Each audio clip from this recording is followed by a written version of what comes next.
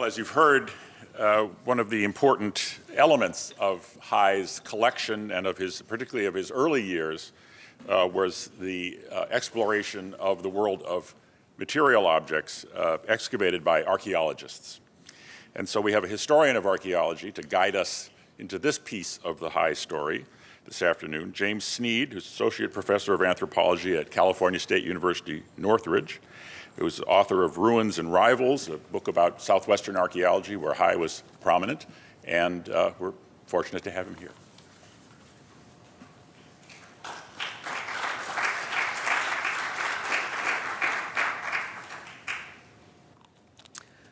This is a complicated story.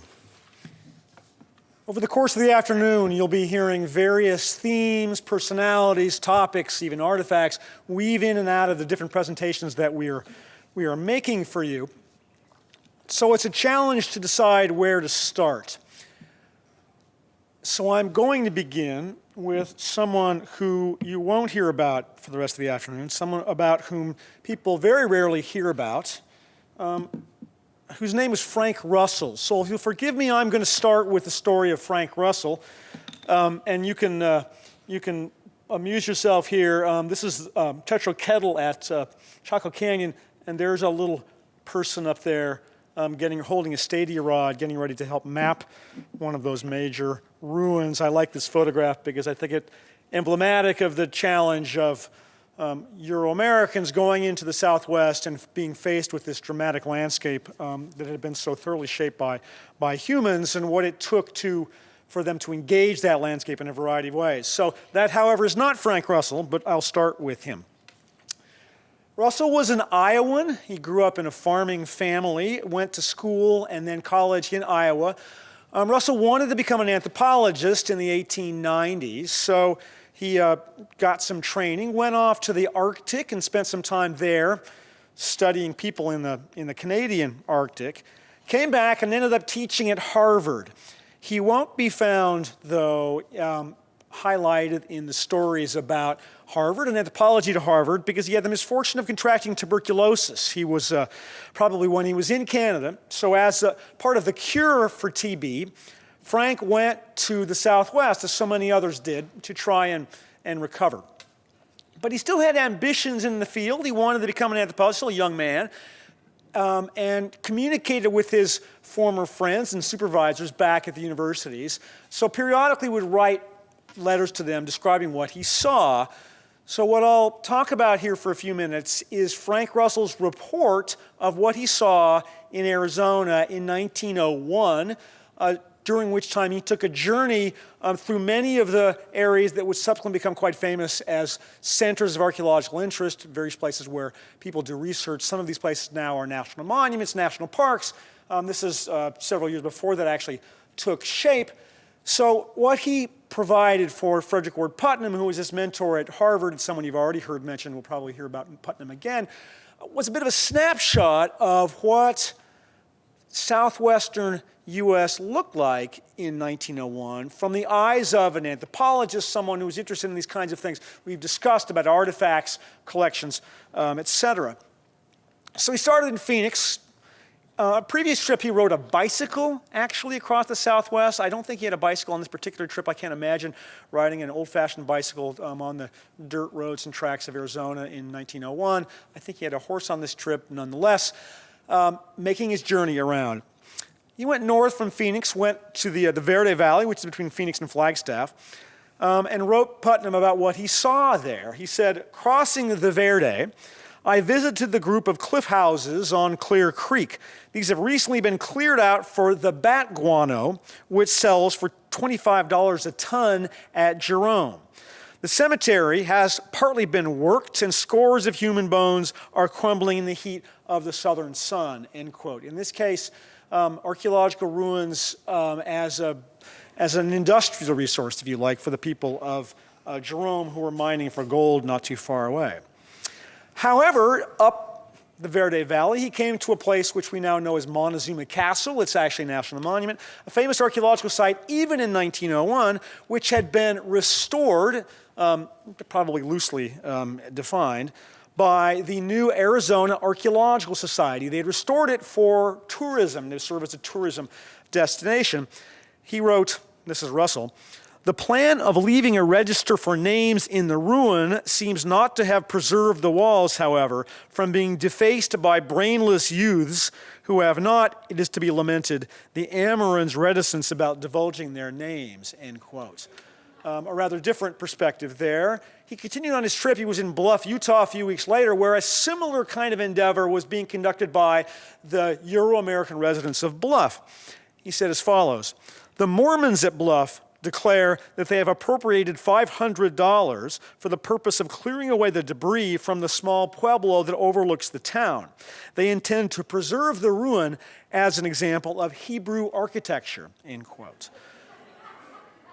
Euro-Americans living in the Southwest, 3 different cases of them engaging the local antiquities in a very different way.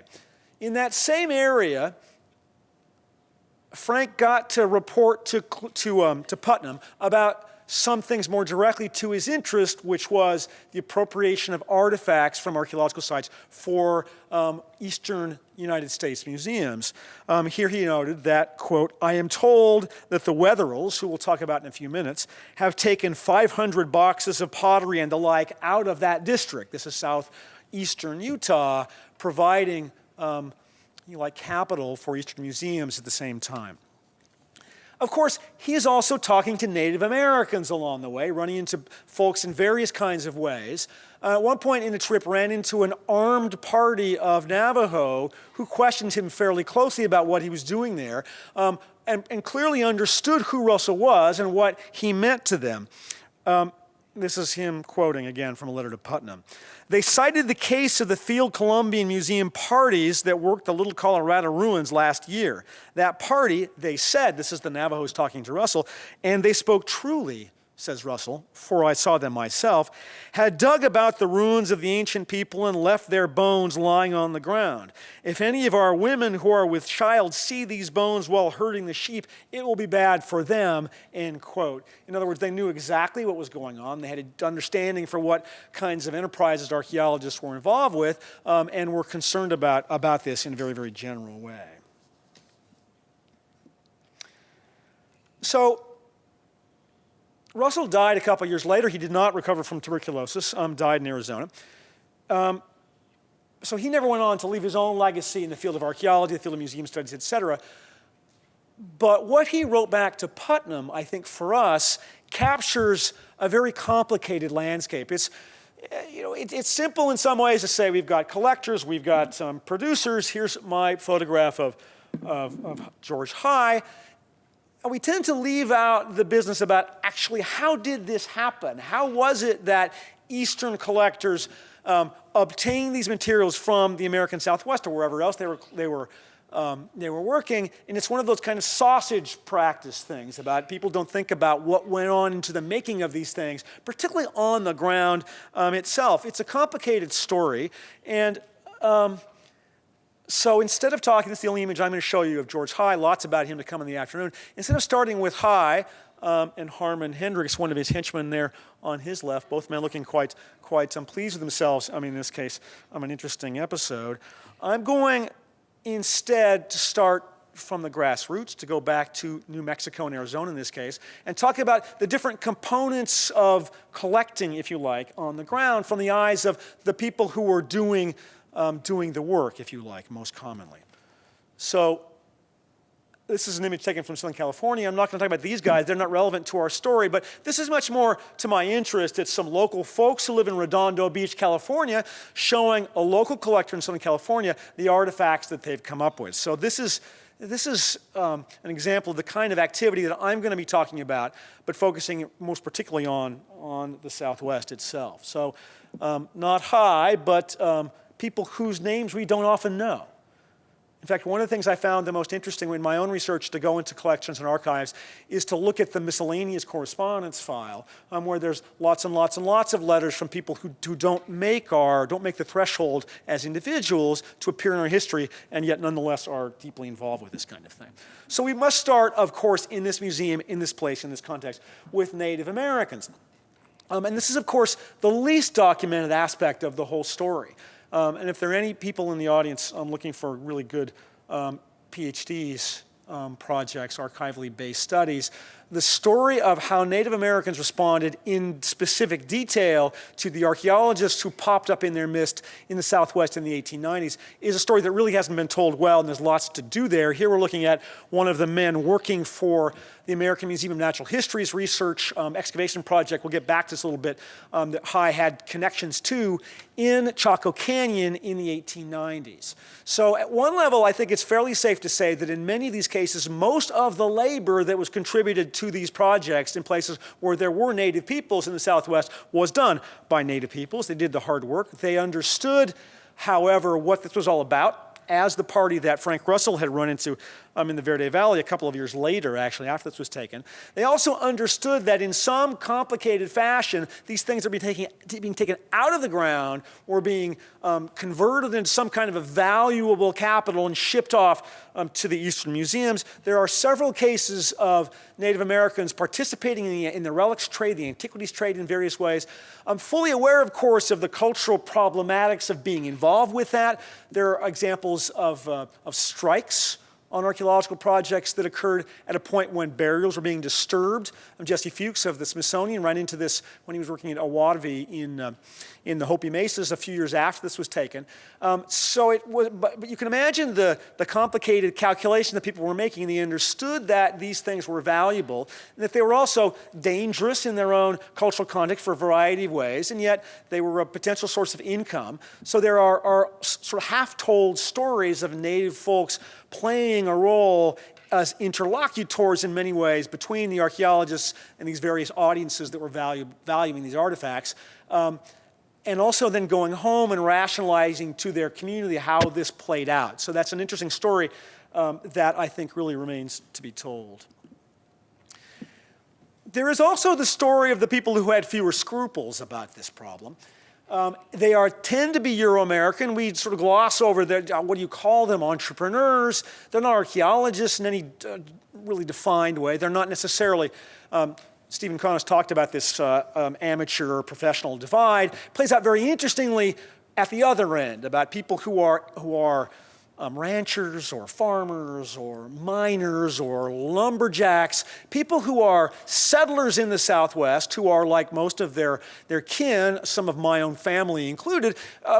We're trying to make a buck. We're trying to make their living off the landscape. How could you do this? Well, as the Native Americans had realized, you could do this by helping provide artifacts for museums back in the Northeast. This was particularly current in the early 1890s with the run-up to the Columbian Exposition in Chicago, which created the kind of an artifact boom, an artifact economy, I like to think of it as, where lots of different competing institutions saw the value of these collections to be put on display for this exposition in Chicago, and were contacting people that they knew, colleagues in the Southwest, and saying, hey, we need some of this material we're going to put on a big show in Chicago. How's that going to play out? Therefore, folks, this is one of my favorite shots of a relic hunter in the Southwest. This is Richard Wetherill. I'll talk about him for a couple of minutes. Richard Wetherill, this is at one of the ruins in Mesa Verde. Richard Wetherill was not unlike Frank Russell. He was a Midwesterner, but was raised in the plains. Unlike Russell, however, he didn't go to university, didn't do that. He and his family immigrated to southwestern Colorado, where he lived for a number of years.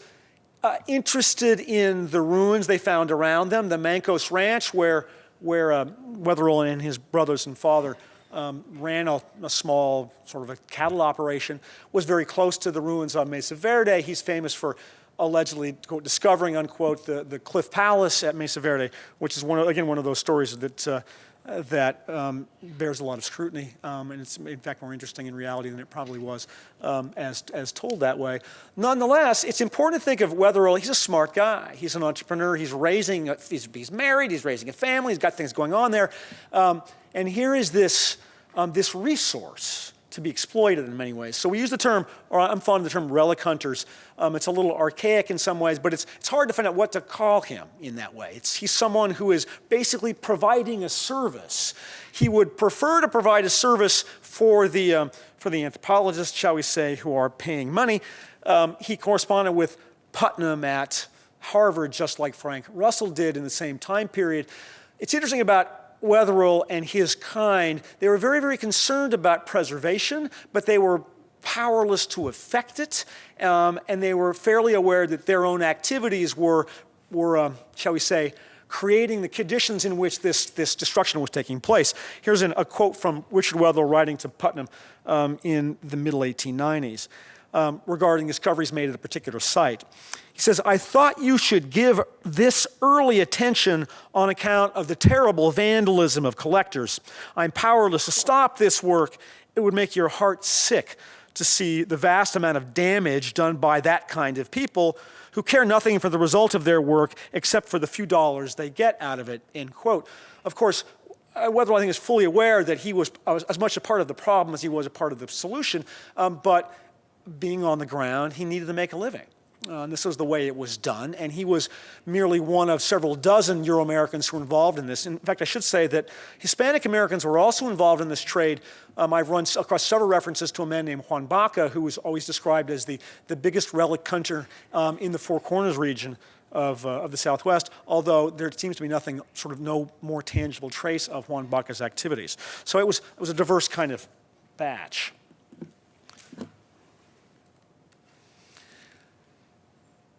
People like Wetherill did other things in addition to collecting relics, and he wasn't necessarily reliant entirely on his fickle colleagues at the Eastern museums. Tourism, I think, is a really under-evaluated aspect of the grassroots demand for archaeological collections starting up in the 1890s. This is a picture taken at Cliff Palace at Mesa Verde in the first couple of years of the 20th century. Somewhere in there is a picture of Richard Wetherill. It was a photograph taken by the Sumner family. Judge Charles Sumner was a Washington, D.C. Judge. Went out to the Southwest, stayed at the Wetherill Ranch, went up into the ruins in these days. This is a picture from the Bureau of American Ethnology collections down there in Washington. And they generated a small but consistent demand also for artifacts, so that they were housed by these folks. They would be taken out to the ruins. They would dig holes in the ground. They would collect artifacts. And eventually those artifacts would trickle back east with them, but lots of those collections also moved up through the economy, if you like, up into the museums. So over the next 20, 30 years, there's constantly little letters from people saying, I was at Cliff Palace in 1902, loved it there, dug up a pot, my kids don't want it. Can I pass it on to you? A variety. There's a significant amount of this activity going on and creating this. But it was also an economic opportunity for people like Richard Wetherill, who were there on the ground. This is a letterhead from an outfit called the Cliff Cities Pack Outfitters, Espanola, New Mexico, May 13th, 1916. And just to read, you can see this here, but their specialty, big game hunting, archaeological expeditions, fishing trips, Indian pueblos. They did it all. On the top right, one of their other things, selected for the fastidious, unquote, which I always like to see there. In other words, it's a business. It's a business run by local folks, bringing people in to support their own relationship and their own economic upkeep. Another side of the business were the middlemen, if you like. This is a letterhead. I took a lot of photographs of letterhead from the Museum of New Mexico collections. There's lots of really interesting things there.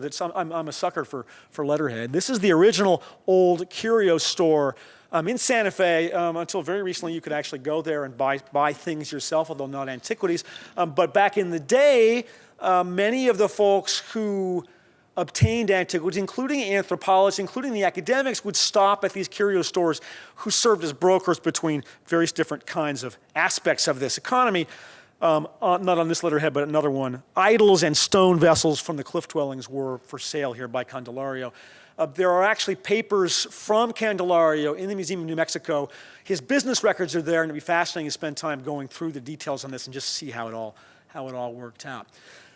But it wasn't just the people on the ground in New Mexico and Arizona that fueled this economy, if you like.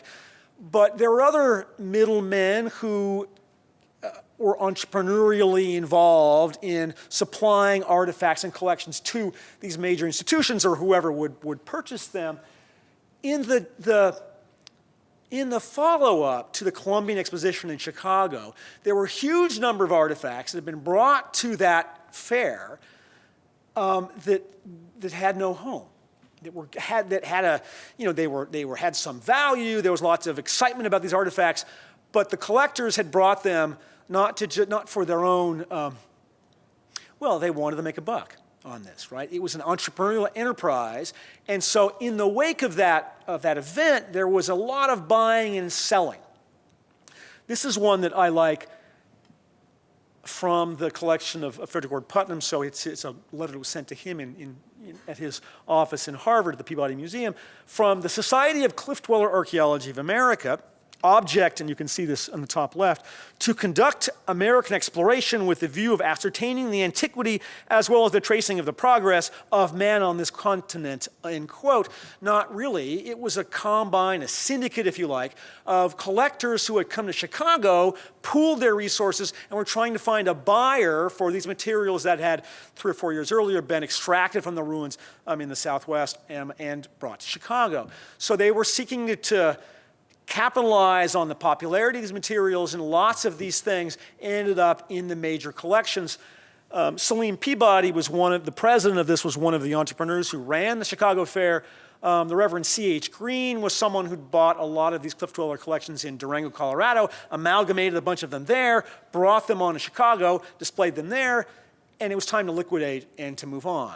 So ultimately, much of what ended up being called the Green Collection ended up in Philadelphia. So, but other collections went other places. Some of them went to the Field Museum. Other kinds of things ended up in private hands. It was a big swap meet in many ways about trying to move these things on so that they would ultimately, and of course, one can imagine that Peabody and Green were sincere in their enthusiasm that these things be turned into some pedagogical value, but the point was that they needed to find a buyer, and how was that going to transpire?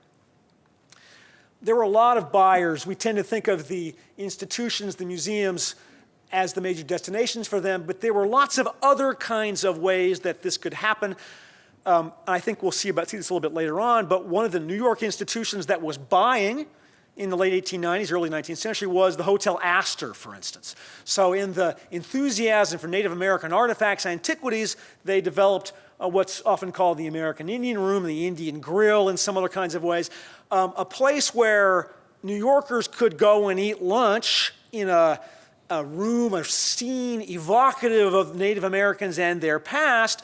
So they actually outfitted this whole room with artifacts that were bought and sold in the process that we've talked about here. So for a period of time, they were a major investor in this. And then when the fad passed, it all got dismantled, the hotel got replaced, and that was all gone. So when you think about museums, do we think about the Hotel Astor? Well, we think about the Hotel Astor, but it's important to imagine this was another place in the landscape where this kind of commodity could be viewed and enjoyed by particular kinds of audiences.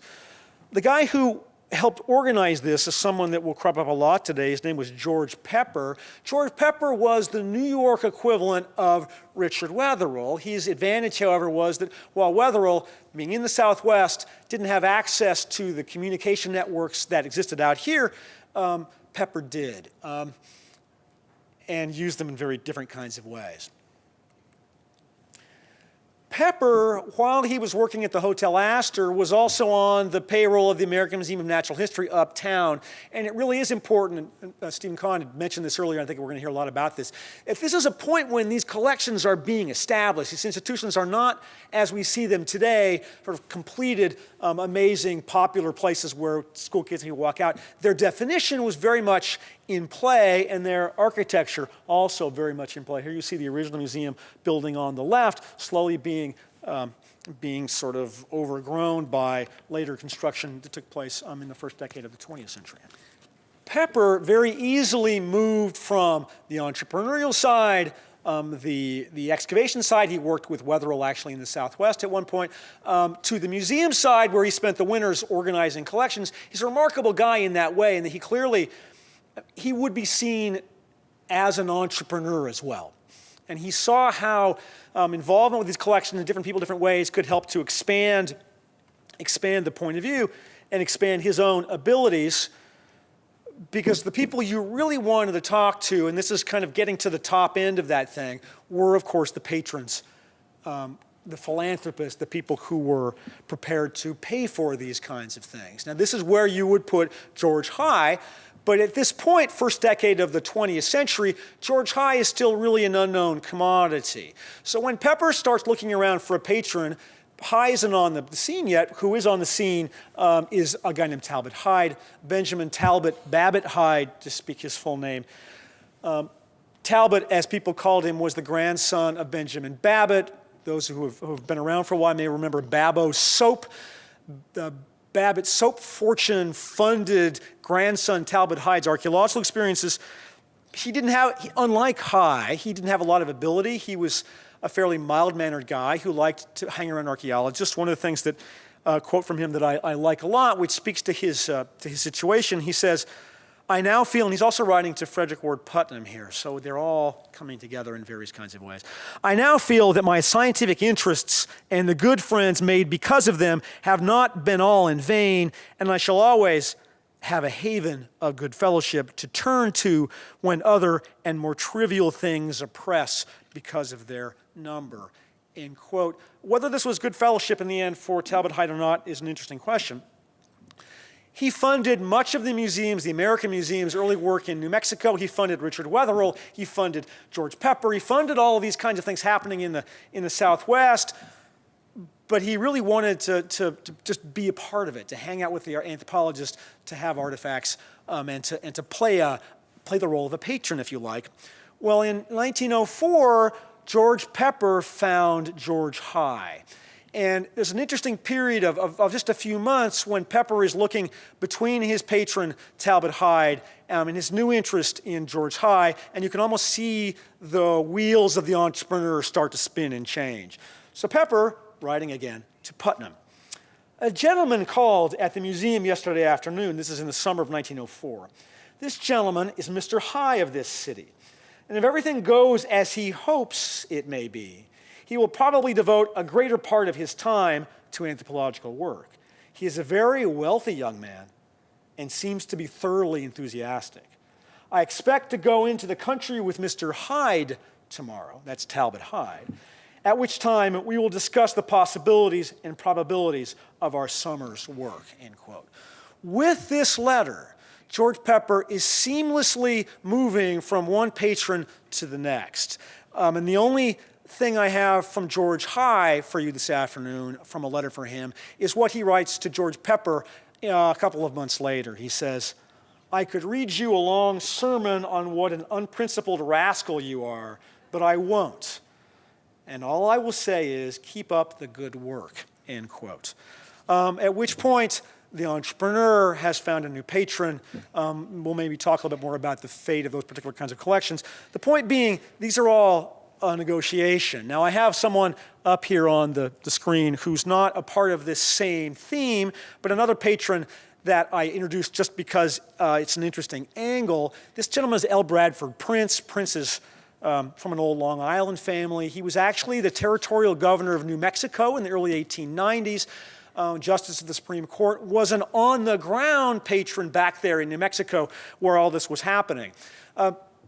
He made wrote a comment to one of his correspondents, which describes from his point of view something that I think that Talbot Hyde or George Heye could have said as well. I thought, wait, no, that's the wrong one. Here we go. About his artifacts that he had been collecting.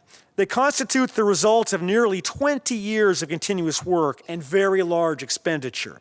The transportation alone to Santa Fe of this great number of heavy and large articles over the mountains and through valleys on the backs of burros and at the dead of night, concealed from the observation of the present Pueblo Indians. So again, an idea about the scrutiny that this was involved in there, has been a task of great magnitude, even after all the labor and patience of excavation, which, as you know, is often fruitless.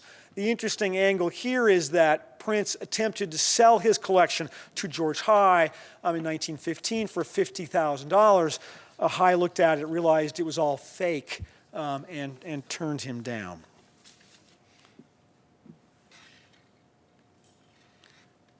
So let me finish here, back in the Southwest, looking at one of the ruins on what is now Bandelier National Monument, the Pajarito Plateau of New Mexico, to bring this full circle back to the Native Americans and back to those Euro-American relic hunters who occupied the same space with them.